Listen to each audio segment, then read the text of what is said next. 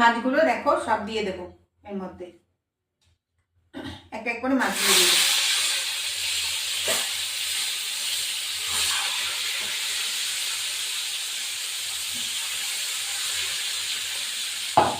ব্যাস, এটা হতে থাকো, ফিরে আসছি।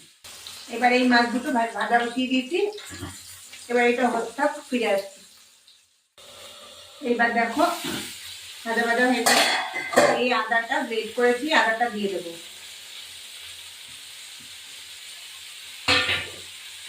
এবার একটু ফুলকপি আলু একটুখানি ভাজা ভাজা হবে, আমি তারপরে জল দেবো।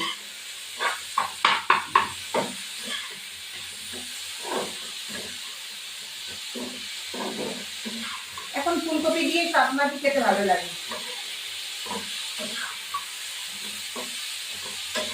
সব প্রকারই মাছ ভালো লাগে।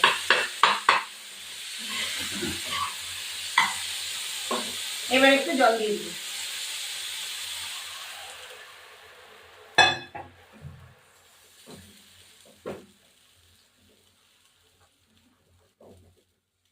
একটু জল লাগবে,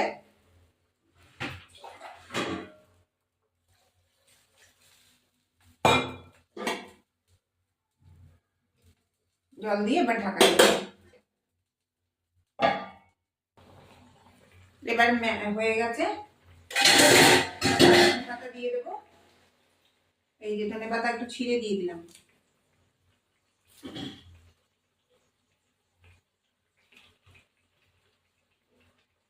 এবার আমার মাছের ঝোলটা হয়ে গেছে, আলুটা সিদ্ধ হয়ে, হ্যাঁ হয়ে গেছে, এবার হয়ে গেছে। একটু হাতা দিয়ে বাড়িয়ে করবো,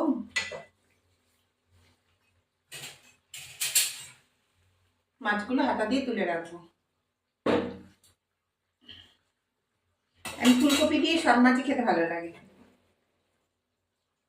এই তুললাম, এই একটা লঙ্কাকে ডলে দিলাম,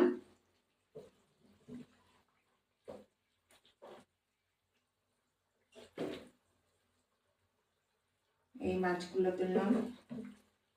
আমার ভিডিওটি ভালো লাগে লাইক শেয়ার সাবস্ক্রাইব করবেন, বেল আইকনটা প্রেস করবেন।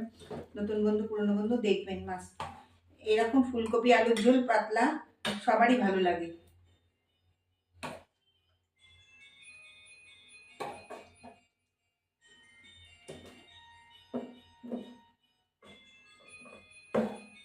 এবার মাছের ঝোলটা নামিয়ে দিলাম, হয়ে গেছে। তাহলে বন্ধুরা দেখুন, ফুলকপি আলু দিয়ে মাছের ঝোলটা টেস্টি হয়।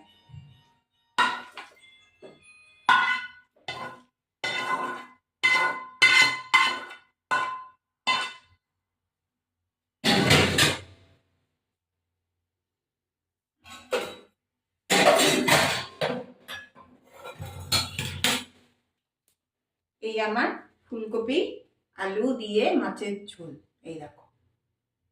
আমার ভিডিওটা ভালো লাগে লাইক শেয়ার সাবস্ক্রাইব করবেন, বেল আইকনটা প্রেস করবেন। আমি এবার কাঁচা লঙ্কা দিয়ে করলাম, আপনারা শুকনো লঙ্কার গুঁড়ো দিয়েও করতে পারেন।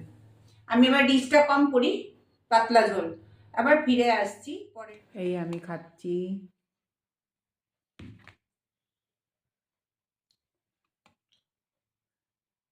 চিংড়ি মাছের চপ, উচ্ছে কুমড়ো ভাজা, শাক ভাজা। আমি খেতে বসেছি।